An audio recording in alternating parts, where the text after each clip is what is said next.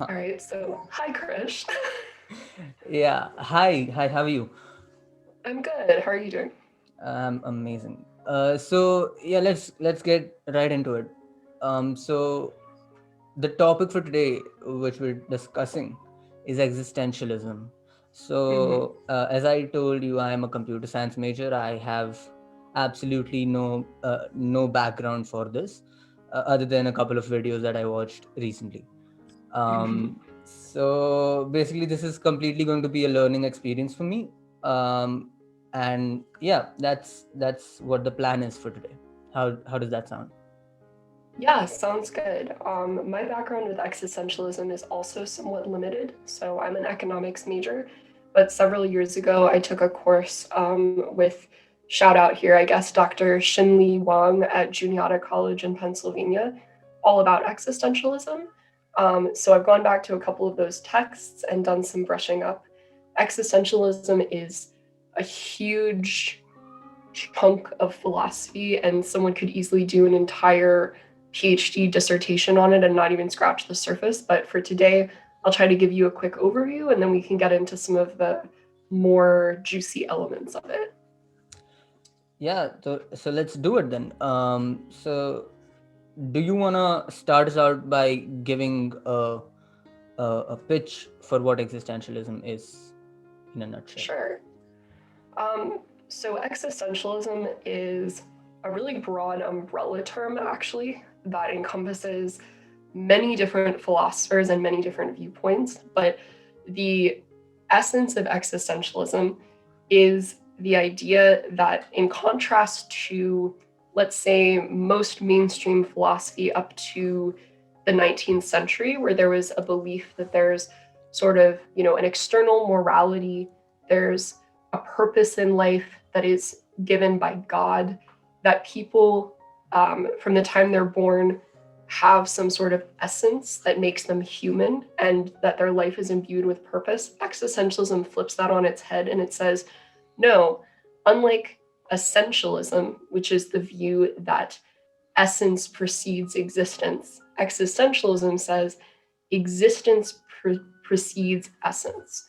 So, in other words, people create their own meaning in their lives, and there's no sort of externally imposed morality or correct way to live your life, which now in a 21st century society doesn't maybe seem that radical, but at the time, that was a huge slap in the face to, you know, hundreds of years of philosophy that had preceded it.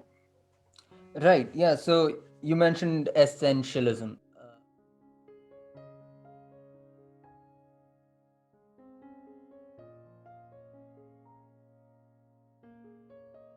So basically, from what I have gathered in the last few days researching about the topic, essentialism is basically the theory that everything has a purpose, everything has an Mm-hmm. essence that makes it what it is. So for example, this pen, if this pen can have different colors, different sizes, different shape, but what makes it a pen is its ability to write. So whatever the essence of the pen basically is its ability to write, and so that's what is its purpose. So up until existentialism, we believed that humans, just like everything else in the world, had an essence which they needed to serve in order to qualify as humans. And existentialism came and said that we exist and then we decide our essence. Is am I getting it right? Yeah, essentially. And like I said, it's essentially essence. Like I said, it's kind of complicated because so I guess to back it up even further, right? Existentialism is a particular view of metaphysics, right? The branch of philosophy that is concerned with, being and what is real and what is not. It also has some bearing on axiology, which should be the branch of philosophy concerned with morality and like the good. How do we define our moral sense? But within existentialism, there are many different um, philosophers, some of whom during their own lifetime would not have labeled themselves existentialists, but have later been embraced into that term. who have differing beliefs about what it does mean, what it means to be a person, how you find that essence, and that sort of thing. So some of the big names that you've probably heard of that are most notable existentialists are Nietzsche is a big one, famously said, God is dead. Heidegger is a big one as well, who I can talk about later. Jean-Paul Sartre, who, in addition to being an existentialist philosopher, was also an author, famously wrote texts like Huis Clos, or No Exit in English. And then going back even further, Soren Kierkegaard, a Danish post-Kantian philosopher who's kind of considered the father of existentialism, although, again, that was not a term that he would have necessarily used for himself at the time. So they all have slightly different viewpoints, but that's essentially the idea. Right. So yeah, we'll get into these philosophers in a little bit. I want to backtrack a little bit. When you mentioned before existentialism, we thought that God gave us a purpose, and that was what we are here to serve. So my question for you is existentialism equivalent to atheism? Not necessarily. That's a really good question. A lot of existentialist philosophers are atheists. However, again, Kierkegaard, who's seen as kind of the first existentialist, he responded a lot to Hegel, and he was the first to kind of make some of these essential claims, you could say. He was actually a theist, and a lot of his writing was in the context of Christian theology and belief. So the way that works for Kierkegaard, at least, is that he believes that God is not incompatible with existentialism, but that there is no teleology. His version of God is not a God where there's like a purpose or a forward-thinking plan in his creation. It's more so that God created the world, God created humans. Humans have their abilities, but there's no plan laid out before you. The right answer would be, I guess, in some ways, kind of what you talked about last week. The right way to live your life would be the one that you are destined to live because you're determined by the values and the beliefs that you choose. But God is not, like an interventionist God who's manipulating things on the ground, if that makes sense. Yeah, so God is basically just the creator, and then he created us and left us. I don't know that he'd necessarily say that. I don't know that Kierkegaard would necessarily say he's just a watchmaker God who kind of set it and forget it, but more so the idea that part of being a human being is having the ability to carve your own path. And so God doesn't have like a prescribed vision for every single person's life. I'll be honest, I'm not as on firm ground with that, but I can investigate that more. Yeah, sounds like a place we can think about more. So before we get into the philosophers, so many a times existentialism is rather confused with nihilism. Is that a fair thing to say? So then what is the distinction between those? Yeah, that's a really good question. Existentialism, nihilism, and then absurdism, which, similar to existentialism, is both a philosophical movement but also an artistic movement. If you ever heard of, for example, The Metamorphosis by Kafka or any of Albert Camus' work, those are considered absurdist writings. They have relationship to each other, but they're not the same thing. So while nihilism says that there is basically, not only is there no purpose in life, but my understanding would be there is no morality whatsoever. Existentialism says that while there might be no objective outside morality or, objectively correct path for a person's life to follow, we choose our own values, and in doing so, we create meaning in our lives. So nihilism says there is no meaning there can't be, life is meaningless. Existentialism says life is meaningless until we imbue it with meaning.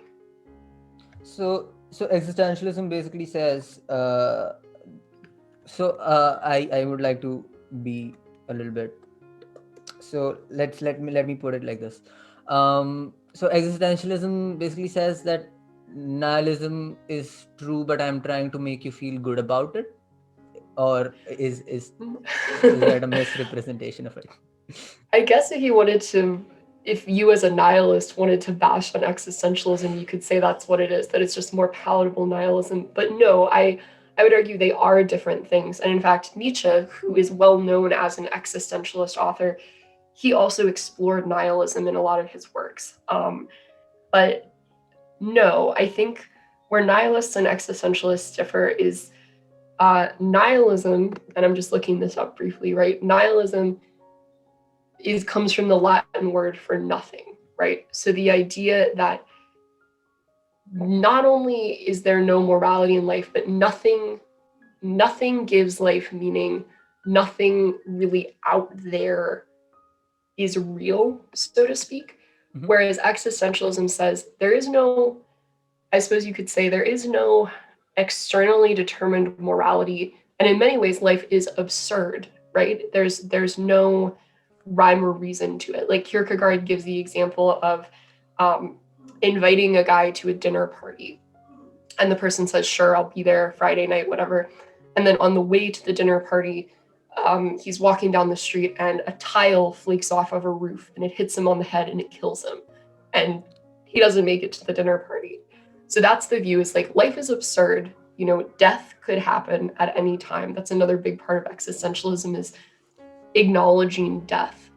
But within the absurdity, we have the power to create meaning for ourselves by choosing a path based on our own personal morality. So another example, I believe this is Nietzsche, but it might be Sartre. I forget which, but one of the existentialist philosophers gives a different example where he says, okay, there's a young man who feels very compelled to go to war for his country. He wants to fight, he wants to be part of something greater than himself, but he also has a sick and elderly mother who is dying and who he cares for deeply, and he could be her caregiver, but he can't do both. He either has to go to war or he has to be his mother's caregiver. And there's no objective truth that either one could be a good option, either one could be a bad option, but ultimately the correct option is the one that he chooses based on his moral compass. So while a nihilist would say, that's nice, but that still doesn't imbue any meaning, who cares? I think an existentialist would say he derives meaning from doing the thing that is meaningful to him, if that makes sense. Right. So existentialism, if I'm getting it right, incorporates personal responsibility in a way, that you can give your life a meaning, even though it is meaningless at the base of it. Yeah, I suppose you could say that. Yeah, it is kind of a personal responsibility doctrine. I hadn't thought of it that way.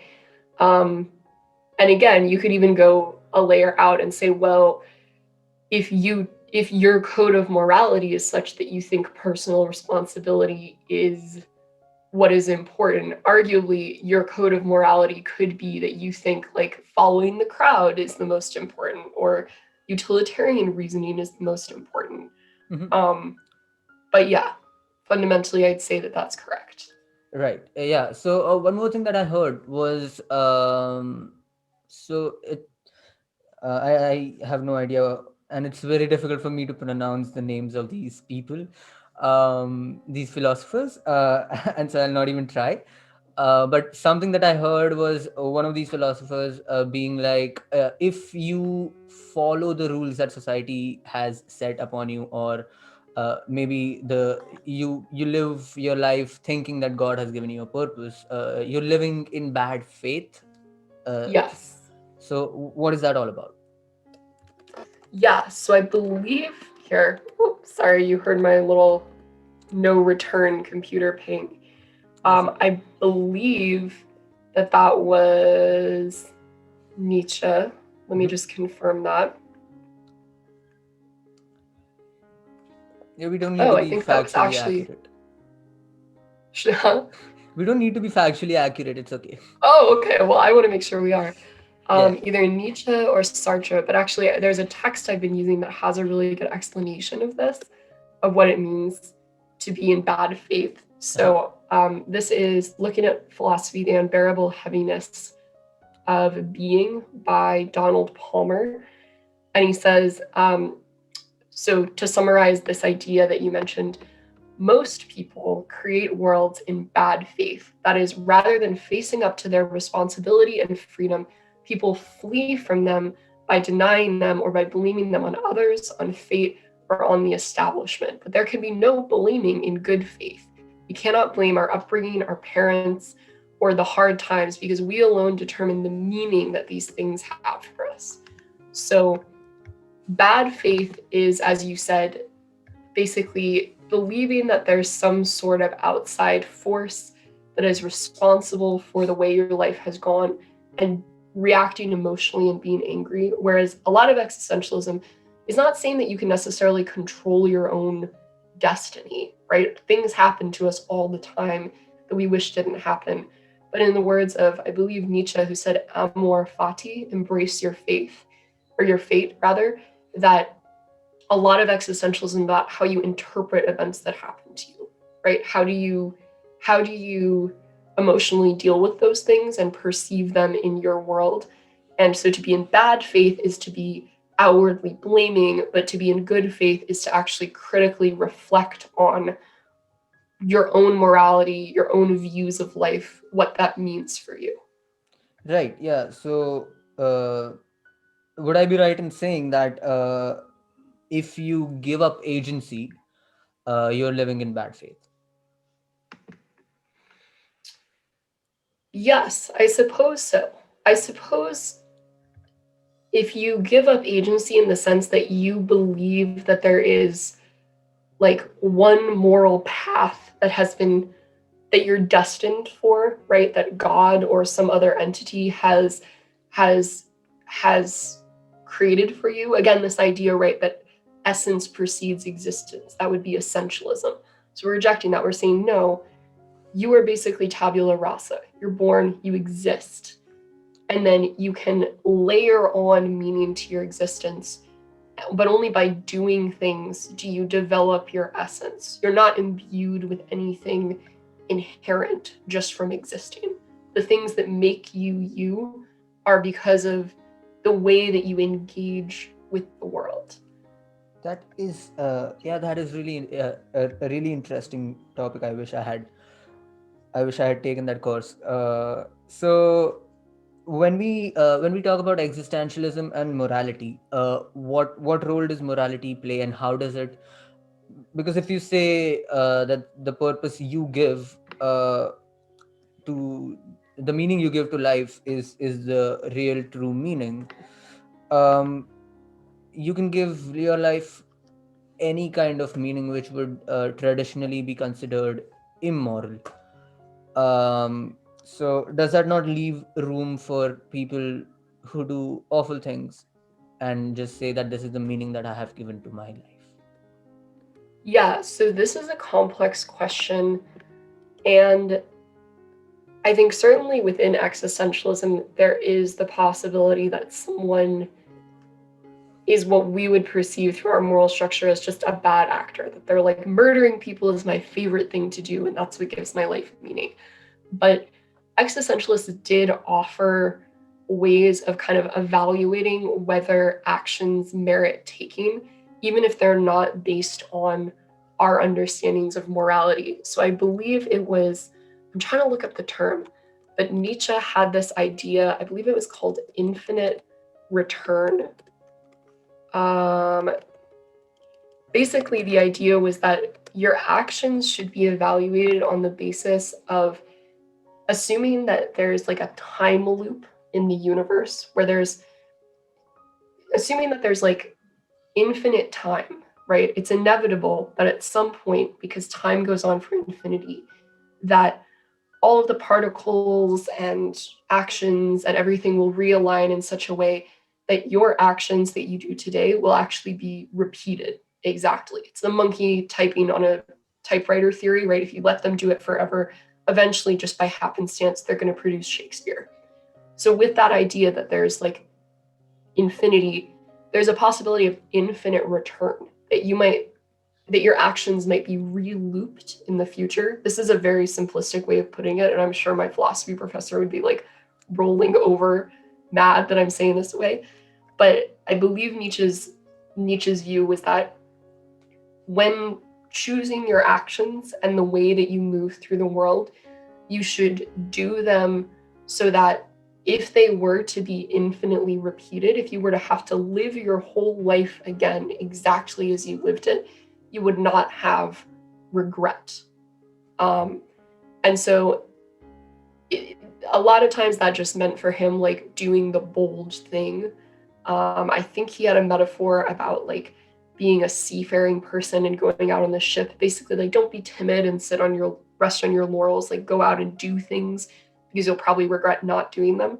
And I would argue that unless you're like truly mentally ill, most people would not say that like serial killing is the thing that they would want to repeat forever in that infinite regress. Right. But I am not an expert on morality as it relates to existentialism, so that's a really good question, actually. Yeah. Yeah, that sounds good. So let's get into the individual philosophers, if you want. Sure. As I said, I'm not going to try to name them. Whichever one you wanna begin with. Sure. So there are like four big ones that I want to talk about. Let me just pull up Kierkegaard quickly. And you're right, a lot of these, especially for English speakers, are difficult because a lot of the existentialist philosophers were French and German and wrote in French and German. And not only that, but we shouldn't feel bad if we're struggling to discuss these theories because many existentialists, including Heidegger, basically said that language is not adequate to express being. He was German, and he said German approaches being the best language to express these ideas. Greek is pretty good, German is the best, but even German has its pitfalls. And so, actually, the language itself and linguistics plays a big role in existentialist philosophy, with the idea that language is inadequate to capture, human experience and to capture these ideas. So a lot of them actually coined their own phrases, and then those phrases have to be translated back into English. So it's by no means easy to talk about this, Right. Yeah. especially in English. Uh-huh. But so Soren Kierkegaard was probably the earliest existentialist philosopher. Again, he's a little bit different than some of the later philosophers because he was a theist and he was very much writing from the perspective of a theist. But the reason that he's often classed as the first existentialist philosopher is because he was challenging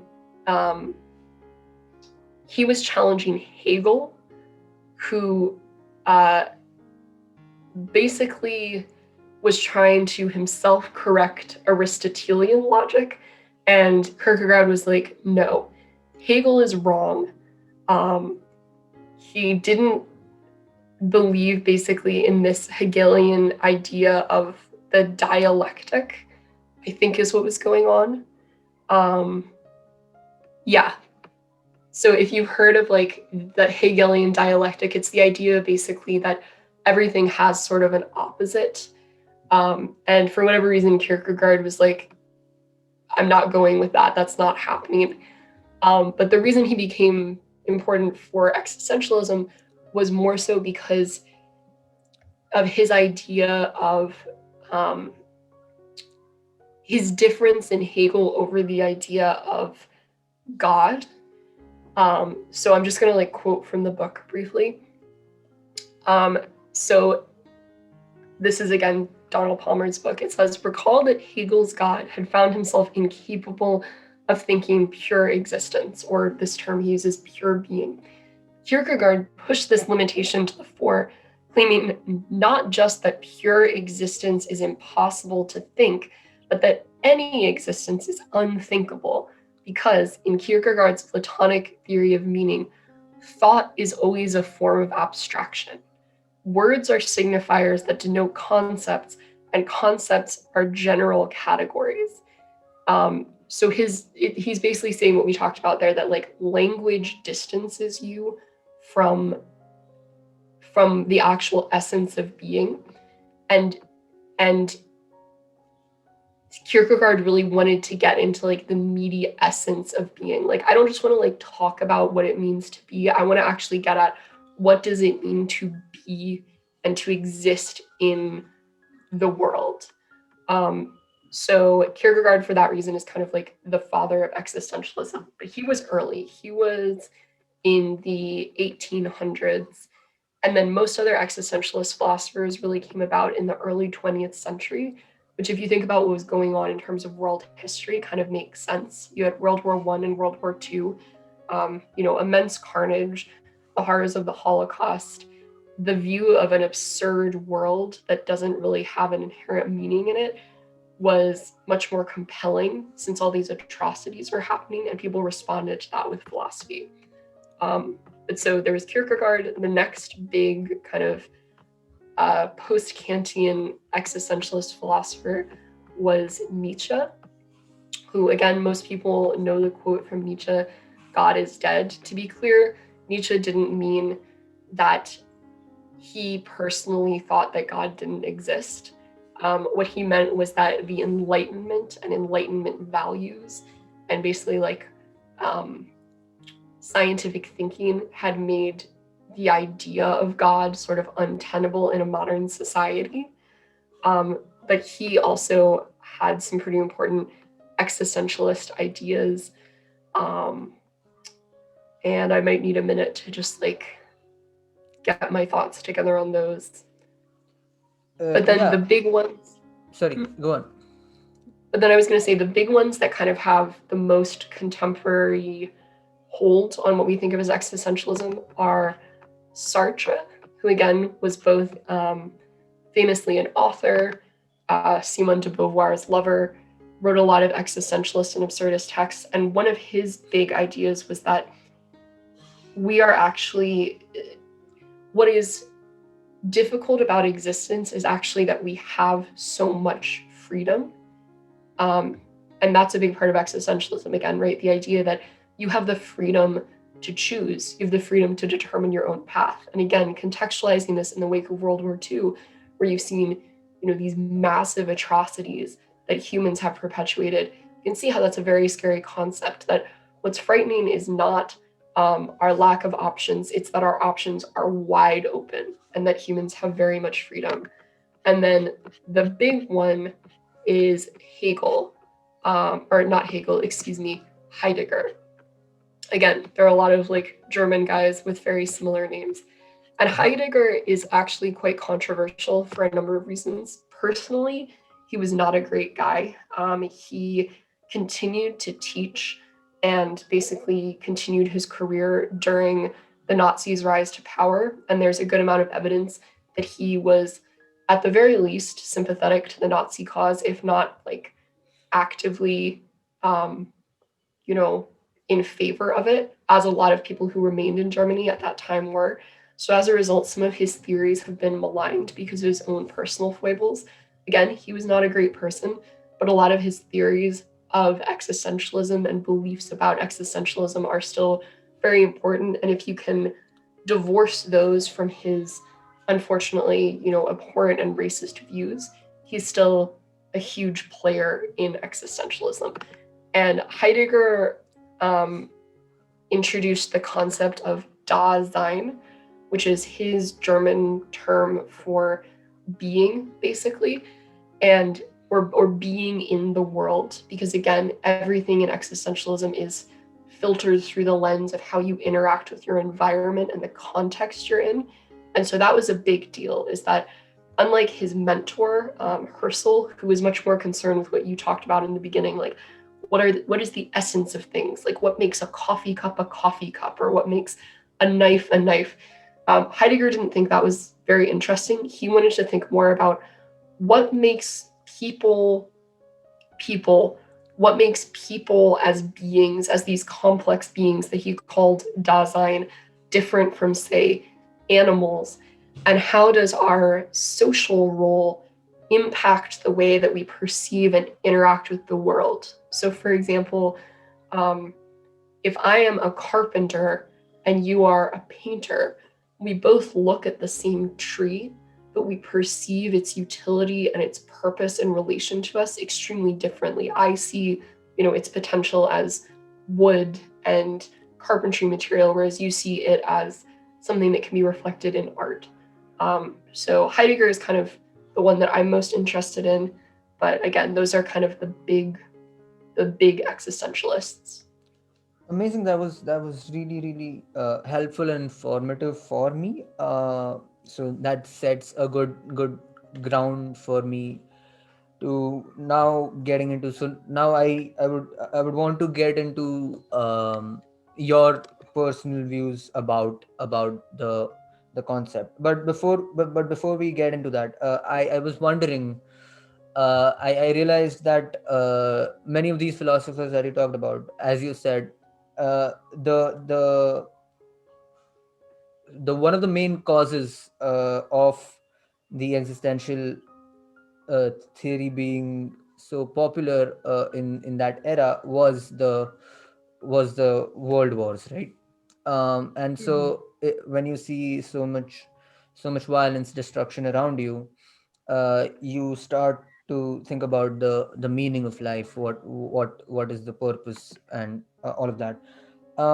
So what role do you think that emotion played into the theory of existentialism? So because what I'm trying to say is, this is usually when we do philosophy, any other concepts that we think about, um we think about them from a neutral perspective. But as we said, since existentialism took took got into the second gear in a very depressing world, was that does that does that imbibe the theory with some negative emotions, if that is Hmm. a logical question to ask? Yeah, I think that's a very logical question. And honestly, you said something like, we try to look at philosophical theories objectively. What was the phrase that you used? From a neutral Neutral. ground, yeah. I think it's possible to examine philosophy from a neutral perspective, but also realize that just like any sort of human endeavor or academic exercise, um, it is always influenced by, the social and cultural context of the time, right? If philosophy is ultimately trying to answer life's big questions, of course, what is happening in the world and the personal life of the philosophers at the time is going to have impact. To be clear, there are elements of existentialism dating all the way back to, I think some even argue, Socrates. You can trace a line further back. And again, Kierkegaard, he was writing in the 19th century, so he preceded all of those world wars. So it's not as if existentialism, only sprung up, but definitely its popularity, as well as the movements we talked about, like absurdism and belief in nihilism, came to the fore. And so I think it is safe to say that a lot of people do view it as kind of a depressing philosophy, and some of its proponents themselves are kind of depressing. Albert Camus, again, an absurdist, not an existentialist, but still, I just found this quote where apparently he said, "The meaning of life is whatever keeps you from killing yourself." So if that's not dark, then I don't know what is. But I think a lot of existentialists and a lot of what professors and theorists in existentialism try to debunk is the fact that it's not purely like a bitter, depressing thing. In many ways, existentialism is a very liberating, exhilarating philosophy because, especially in an uncertain world, whereas in previous times people would feel compelled to look to faith or to look to society to say, if I follow this particular path that has been set for me, if I, you know, graduate by 22, get married by 25, have 2.5 children and a white picket fence, then I'm doing my life right. But still not find fulfillment in that, I think there would be a lot of angst, right? Like I'm doing the things I'm supposed to, and yet I'm not feeling like I'm living a meaningful life. Whereas existentialism says a meaningful life is what you want it to be. And it doesn't matter if your view of what is meaningful differs from what society tells you, what your parents tell you, even what a religious figure tells you. You have the ability to carve your own path and to live an examined life, essentially. I think it originates in some kind of maybe depressing historical moments, but there are some very hopeful aspects to it as well.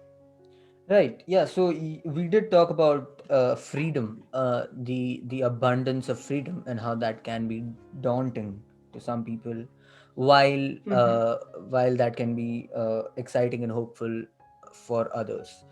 Where do you stand on that spectrum of being overwhelmed by freedom to being excited by it? I think that a lot of the time, I do think that the freedom proffered through existentialism is a positive thing. And to be clear, freedom does not necessarily mean indeterminism in this case.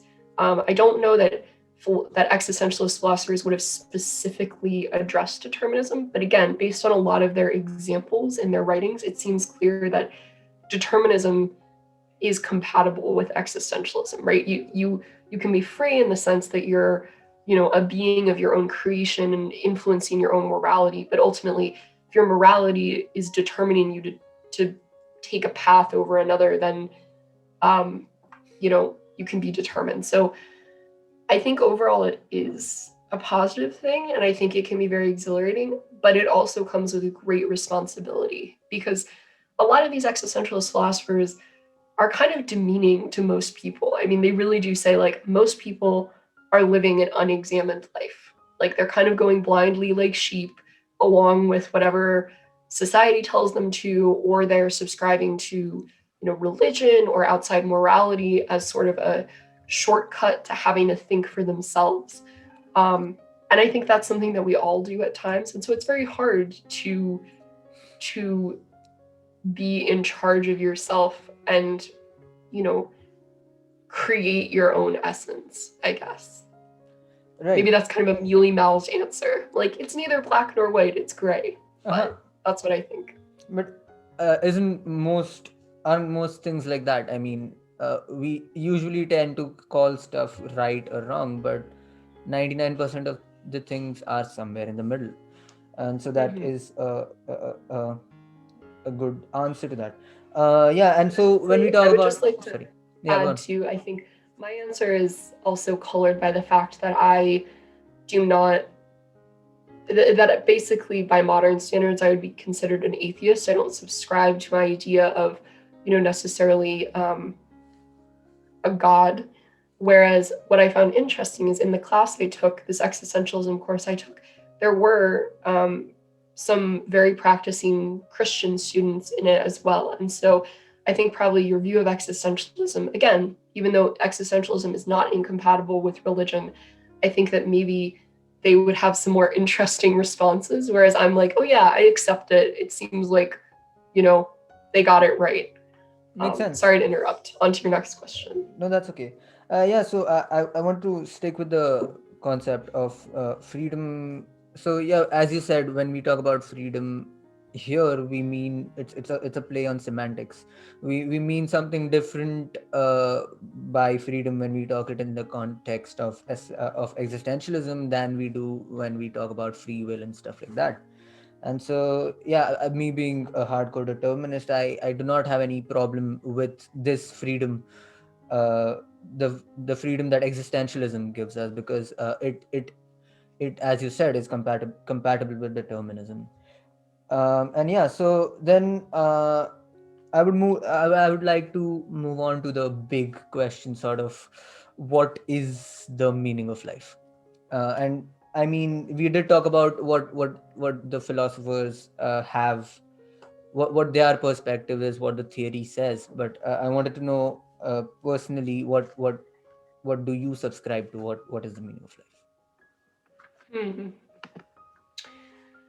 I think that's a good question. One of the things I found interesting about Heidegger, excuse me, in a previous class I'd taken that wasn't focused on existentialism, focused more on his view of, I'm going to muddle these terms completely, but basically his view that, again, our social role determines our view of life. And actually, Heidegger is often credited with coining the term human resources. And he was very much opposed to the tendency that he saw in modern life of people exploiting each other for the sake of rising to the top. That instead of seeing, what he said is that basically human beings seeing each other as a means to an end. So, for example, rather than me getting to know you because I actually, want to learn more about you as a person and enjoy your company and whatever else, I get to know you as a form of networking so that in turn, I hope, that you can recommend me for a job later on, or I can add you to my LinkedIn network or whatever it is. So you are not the end itself. You're just a means to an end. And I use you the same way that, I use resources like wood or water. And so he was very opposed to that. And I would argue, I would argue that I agree with that I do not think that a well-lived life is one in which other people are used as means to an end. I think a good life constitutes having real human connection. I think a well-lived life, the meaning of life potentially is advocating openly for your beliefs. So not just having moral beliefs, but actually, I guess for lack of a better word, like proselytizing them or at least trying to support them in some way, whether it's financially or through advocacy. I think probably the meaning in life is to live your life on your own terms so that by the end of it, you are happy with how you have lived, which is very much an existentialist perspective, right? There isn't one way to do things, but if you're doing things that you want to be doing and that you believe have value. And if you're not, then you're kind of wasting your life. You're basically distancing yourself from the life you could be living. So I think that, and I think as a result, I'm a very strong proponent of people having choices in many regards in their life. But at the same time, I'm a social liberal, so I think that in some ways people should be forced to cooperate for the greater good, like in cases of universal healthcare or public school. So I don't know, it gets messy. I'm not a libertarian. Uh-huh. Yeah. I Yeah. haven't really come to a cogent thesis of how I think life should be lived. I'll get back to you. I'll give you an advance copy of the book once I do. Done. I'll be What looking about forward to you? that. What do you think is the meaning of life, Krish? My God. Yeah. So usually Right? I'm right. Yeah. So usually these kinds of questions come up only when something awful happens. Uh, you usually don't tend to think about. So I personally usually don't tend to think about these things when life is going good. I mean, I'm having fun. I don't need to find a meaning. I'm just having fun. And so that is something that also influences my idea of what is the meaning of life. So when basically the meaning of life, I do subscribe to. So from what I hear, uh, I think existentialism is what I think is my philosophy as well. But I'm not quite sure. So maybe I could be called an optimistic nihilist. I don't know. So what I think is, so I was. Let me tell you a short story here. I was learning about cryptocurrency a few days ago, and so that got me into thinking about what currency basically is. And it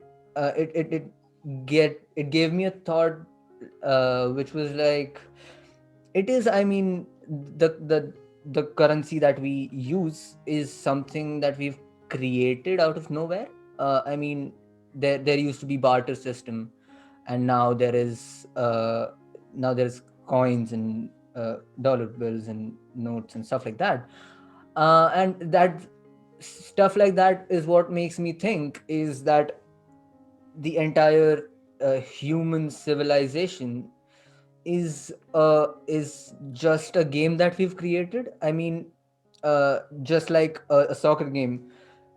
It's crazy how 15, I am not a sports fan. I don't know how many people play soccer, but a bunch of guys running after a ball is essentially meaningless, and yet there is a multi-billion-dollar industry behind it. And I think I think the larger scale version of that is the human life. I mean, all these economics, politics, society, everything is just, and this might sound very nihilistic of me, but it is meaningless in a way. I mean, that is something you have created over a long period of time, and there is essentially no reason for it, if you were to examine it on the basis of quote unquote purpose. I mean, if you rewind time and change one small factor, um, we could be we could have a completely different system of economics right now, for example. And I think that is what so I think that makes me think that it is all meaningless. But for some reason it doesn't give me the idea of not wanting to do anything because of it. So as I said, I have not thought about this much, and I'm absolutely new to this. But I think it is meaningless, but I still enjoy it, in a way. And so what I think the meaning or the purpose is whatever you want to give to it. And it's just a game that you're playing, and a role that you've given yourself, and you have a limited period of time on this planet, and you do whatever the hell you want to do. That is my kind of thought process. Very naive, very juvenile, but yeah.